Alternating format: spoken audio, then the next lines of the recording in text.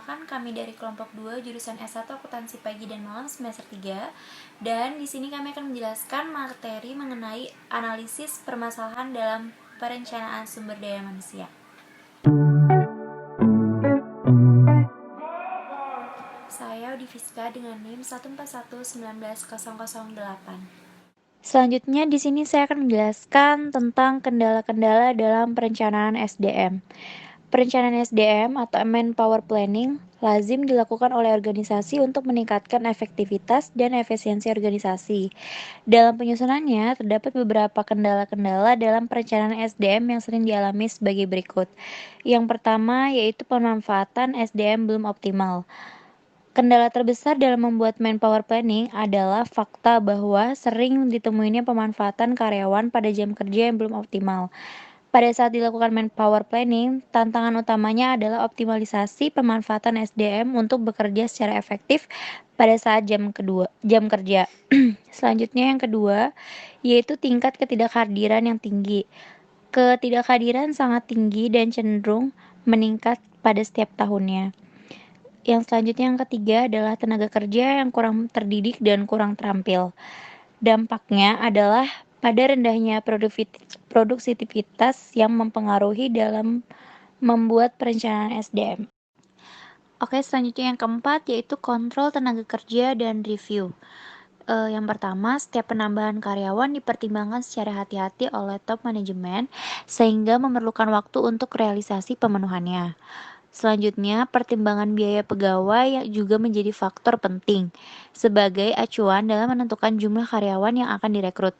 Hal ini dimungkinkan karena biaya pegawai merupakan biaya yang bersifat jangka panjang dan cenderung meningkat setiap tahun karena inflasi. Selanjutnya yaitu produktivitas organisasi seringkali dihitung dengan menggunakan formula. Dan selanjutnya yaitu akurasi data. Rata-rata turnover dan ketidakhadiran merupakan sumber informasi penting sebagai cermin tingkat kepuasan karyawan.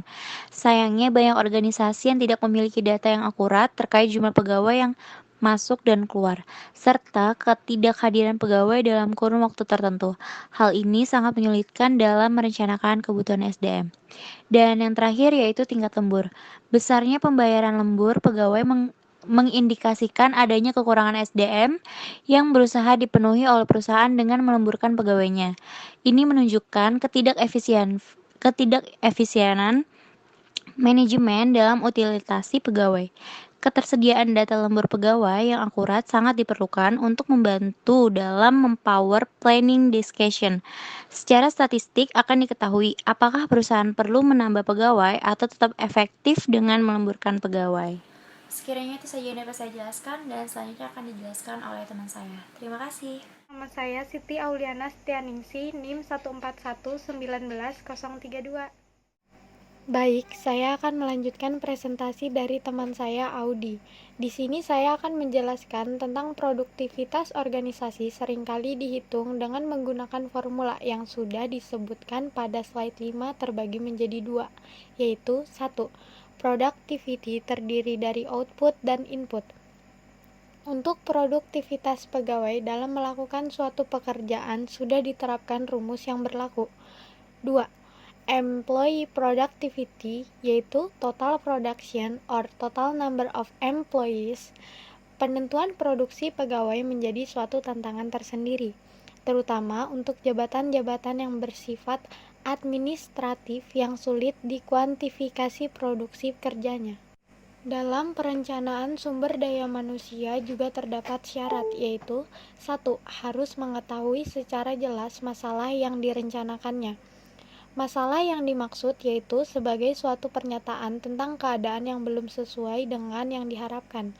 Bisa jadi masalah tersebut digunakan untuk menggambarkan suatu keadaan yang bersumber dari hubungan antara dua faktor atau lebih yang menghasilkan situasi yang membingungkan. 2.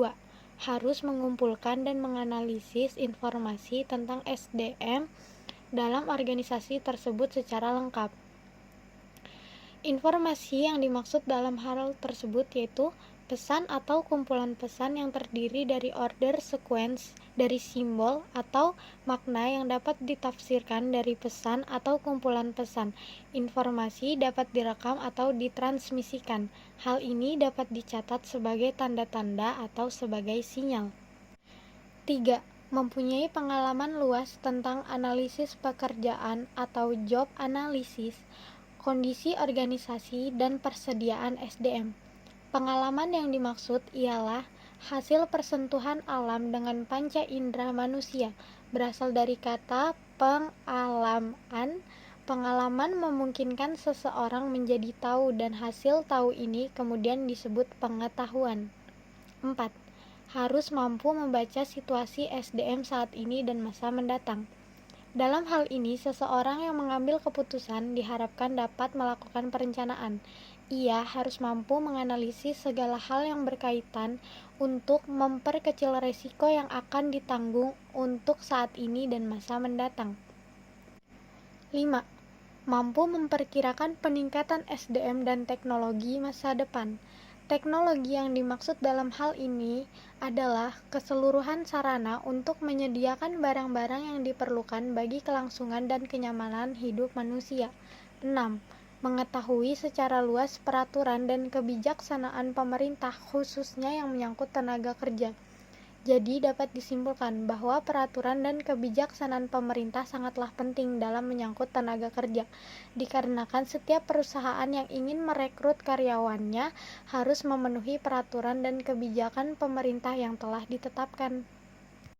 Langkah-langkah dasar untuk sebuah perencanaan SDM yang baik, diperlukan tahapan-tahapan atau langkah dasar yang harus ditempuh. Di antaranya yaitu 1. Mampu menetapkan secara jelas kualitas dan kuantitas SDM. 2. Mengumpulkan data dan informasi yang lengkap mengenai SDM. 3. Mengelompokkan data dan informasi tersebut, kemudian menganalisisnya. 4. Menetapkan beberapa alternatif yang kira-kira sanggup ditempuh. 5. Memilih alternatif terbaik dari berbagai alternatif yang ada. 6. Menginformasikan rencana terpilih kepada para karyawan agar direalisasikan. Saya Siti Auliani Setianingsih, NIM 141919033. Baik, saya akan melanjutkan presentasi dari teman saya Ana. Selanjutnya ada tahapan penting dalam perencanaan SDM. Perencanaan SDM terdiri dari 3 tahapan, yaitu tahapan pertama, peramalan terkait penambahan atau pengurangan tenaga kerja. Pada tahapan ini, HR Manager harus memastikan berapa jumlah permintaan dan penawaran tenaga kerja. Tujuan utamanya adalah untuk memprediksi di area mana dalam organisasi yang perlu penambahan atau pengurangan tenaga kerja. Ada 3 langkah yang harus diperhatikan dalam tahapan peramalan ini, yakni sebagai berikut. 1. Penentuan permintaan tenaga kerja. 2. Penentuan penawaran tenaga kerja. 3. Penentuan penambahan atau pengurangan tenaga kerja. Tahapan kedua, penentuan tujuan dan perencanaan strategis. Tahap kedua dalam perencanaan sumber daya manusia adalah penentuan tujuan dan perencanaan strategis. Tujuan dari penentuan tujuan kuantitatif yang spesifik adalah untuk memfokuskan perhatian kepada masalah dan menyediakan contoh untuk menentukan keberhasilan dari suatu program.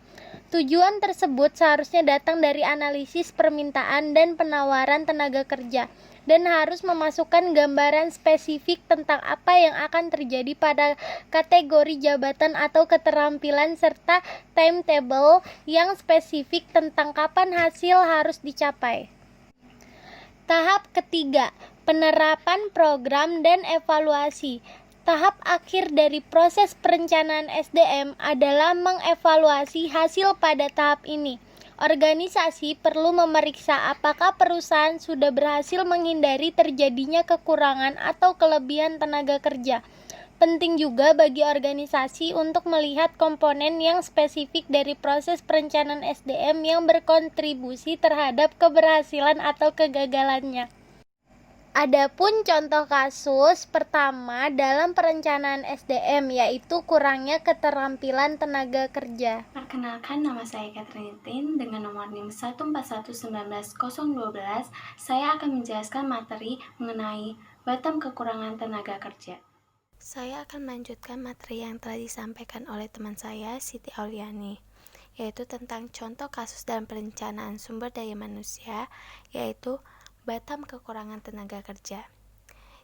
Jadi dalam pembahasannya, berbagai perusahaan yang ada di Batam sampai saat ini masih kekurangan tenaga kerja yang terampil atau terdidik guna memenuhi kebutuhan perusahaan. Hal ini bisa dilihat dari tahun 2009 yang dibutuhkan mencapai 5.000 orang, tapi hanya dapat terpenuhi 3.000 orang saja. Seperti di industri elektronik dibutuhkan tenaga kerja terlatih. Sebenarnya, di Batam juga banyak pengangguran, tapi sebagian besar bukan merupakan tenaga kerja terampil yang siap kerja, sehingga tetap membuat Batam kekurangan tenaga kerja.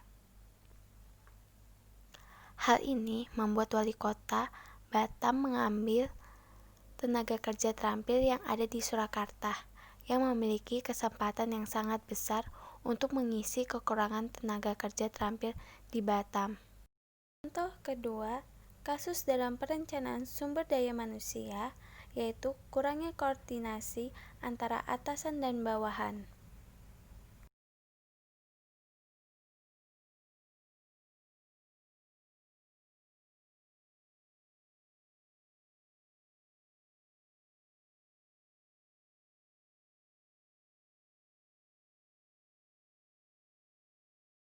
Solusi yang dapat dilakukan dalam mengatasi kasus di atas yaitu yang pertama, memberikan pelatihan kerja kepada masyarakat Batam supaya masyarakat Batam bisa menjadi sumber daya manusia yang terampil.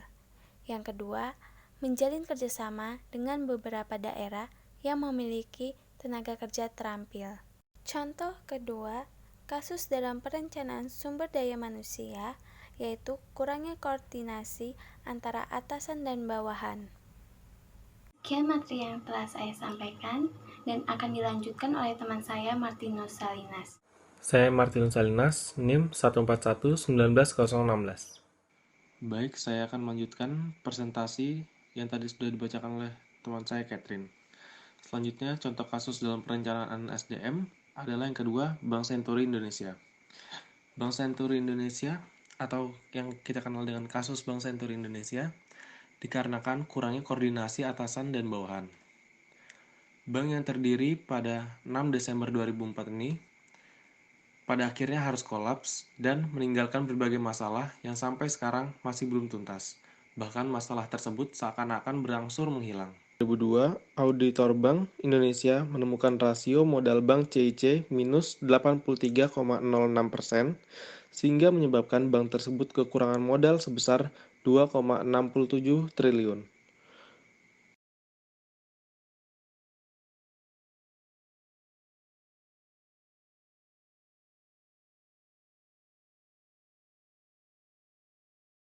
Pada tahun 2002, Auditor Bank Indonesia menemukan rasio modal bank CIC minus 83,06%, sehingga menyebabkan bank tersebut kekurangan modal sebesar 2,67 triliun. Penyebab dari kasus Bank Senturi ini adalah ketidaksinambungan proses pengelolaan dan pengendalian risiko likuiditas. Solusi atas kasus Bank Senturi. Seharusnya, pelaksanaan, pengelolaan, dan pengendalian risiko likuiditas tersebut dilakukan secara sistematis. Artinya, dilakukan secara teratur. Tujuan utama dari penerapan manajemen risiko likuiditas ini adalah memastikan tercukupnya dana harian, baik dalam keadaan normal maupun dalam keadaan krisis.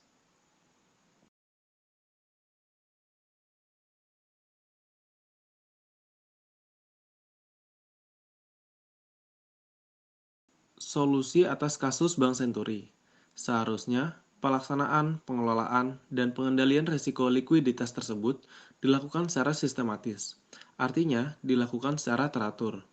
Tujuan utama dari penerapan manajemen risiko likuiditas ini adalah memastikan tercukupnya dana harian, baik dalam keadaan normal maupun dalam keadaan krisis. Assalamualaikum warahmatullahi wabarakatuh. Nama saya Mawarani Aurora Putri dengan NIM 141919028. Saya akan membahas materi mengenai pembahasan kasus dana desa terkendala dikarenakan sumber daya manusia yang gaptek. Berdasarkan keterangan dari Iwayan Suteja selaku Kepala Dinas Pemberdayaan Masyarakat dan Desa, sampai kasus ini dimuat bahwa masih ada KAUR desa yang menangani pelaporan belum paham IT atau masih gaptek.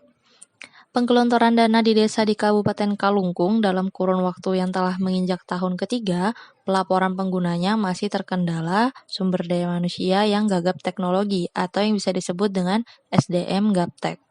Selanjutnya adalah analisis dari kasus di atas, yaitu adalah kurangnya sosialisasi dan pelatihan terhadap para SDM yang membuat para SDM menjadi kurang terampil dalam mengoperasionalkan teknologi yang seharusnya sudah menjadi standar para sumber daya manusia baik di bidang pertanian, industri, kesehatan, kemiliteran, dan informasi. Yang selanjutnya adalah solusi dari kasus di atas itu adalah yang pertama, pemerintah harus lebih fokus meningkatkan keterampilan kerja masyarakat. Yang kedua, memperkenalkan teknologi agribisnis sehingga masyarakat mampu bersaing dalam skala nasional dan internasional. Yang terakhir adalah memberikan subsidi pada teknologi agribisnis sehingga masyarakat bisa meningkatkan produktivitasnya. Selanjutnya adalah contoh kasus keempat dalam perencanaan sumber daya manusia, yaitu kurangnya pelatihan tenaga kerja. Sekian penjelasan dari saya. Selanjutnya akan dilanjutkan oleh teman saya, yaitu Rian. Terima kasih. Assalamualaikum warahmatullahi wabarakatuh.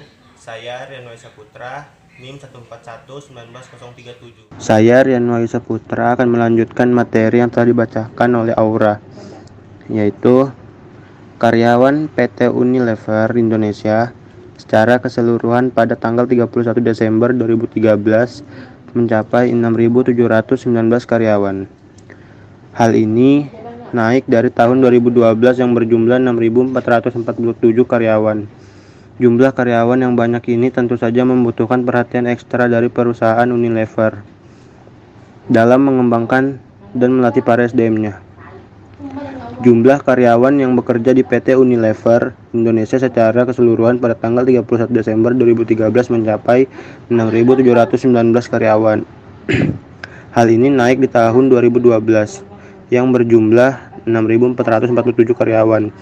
Hal ini tentu saja bukan jumlah yang sedikit dalam ukuran sebuah perusahaan. Jumlah karyawan yang banyak ini tentu saja membutuhkan perhatian ekstra dari perusahaan Unilever tersebut dalam mengembangkan dan melatih para SDM-nya. Di Unilever, kesempatan untuk memperoleh posisi yang lebih baik dengan gaji yang lebih baik akan sangat tergantung pada performa kerja masing-masing karyawan. Unilever memiliki sistem reward yang sangat fair. Ini bercermin dari sistem reward yang diberikan kepada orang-orang yang memberikan kontribusi terbaiknya bagi perusahaan.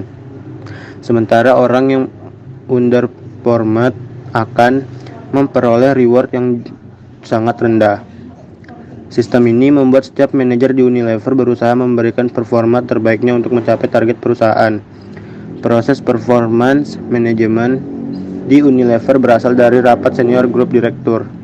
Dalam rapat ini dibahas proyeksi kinerja selama setahun ke depan, ditambah key performance. Hasil akan dibawa ke perusahaan masing-masing, yang selanjutnya diturunkan lagi ke kepala divisi selanjutnya, dan terakhir ke manajer. Kepada para kepala divisi ini, kepala departemen dan manajer akan diberikan individual performance plan yang harus dicapai plus KPI-nya. Tak hanya diberi target, karyawan juga rutin diberi coaching dan konseling antara atasan dan bawahan. Setelah memasuki masa penilaian, karyawan bersangkutan bisa menyanggah hasil penilaian atas jika dirasa tidak sesuai. Berikutnya, analisis. Dengan adanya pelatihan atau training, maka perusahaan telah ikut serta dalam mengembangkan karir para karyawannya baik secara langsung maupun tidak langsung melalui program pelatihan dan pendidikan tersebut. Hal ini tentu saja akan menambah keahlian dan dapat membuka kesempatan berkarir yang lebih tinggi bagi para karyawannya. Berikutnya, seharusnya perusahaan Unilever menyiapkan dan menaikkan jumlah modul training yang dari tahun sebelumnya sudah berjumlah 2046. Selain itu, juga harus meningkatkan jumlah pelatihan internal yang saat ini ada 1416 pelatihan. Dan program pelatihan tersebut harus meliputi program pelatihan general skill, leadership, professional skill, dan sharing session. Selanjutnya dapat disimpulkan bahwa dalam perencanaan SDM juga memiliki kendala diantaranya, yaitu pemanfaatan SDM belum optimal, tingkat ketidakhadiran yang tinggi, tenaga kerja yang kurang cerdik dan kurang terampil, serta kontrol tenaga kerja dan review. Dalam perencanaan SDM juga terdapat syarat-syarat, langkah-langkah, dan juga tahapan penting. Dari hasil analisis kami tentang masalah dalam perencanaan SDM, kami menyimpulkan bahwa setiap perusahaan harus mampu mengoptimalkan perencanaan sumber daya manusia agar bisa bekerja dengan efektif, serta perusahaan mampu bekerja sama dengan pemerintah baik dalam melaksanakan peraturan maupun kebijaksanaan pemerintah yang telah ditetapkan. Perusahaan juga dituntut untuk meningkatkan kualitas pelatihan khususnya bagi tenaga kerja, supaya SDM memiliki bekal agar SDM yang akan ikut serta dalam mengoperasionalan perusahaan lebih siap untuk situasi yang akan dia hadapi di masa mendatang. Sumber daya manusia itu terdiri harus banyak belajar dari sisi manapun agar menjadi sumber daya manusia yang berkinerja baik dan efektif. Sekian presentasi dari kelompok kami. Kurang dan lebihnya mohon dimaafkan. Wabillahi taufiq wal hidayah. Assalamualaikum warahmatullahi wabarakatuh.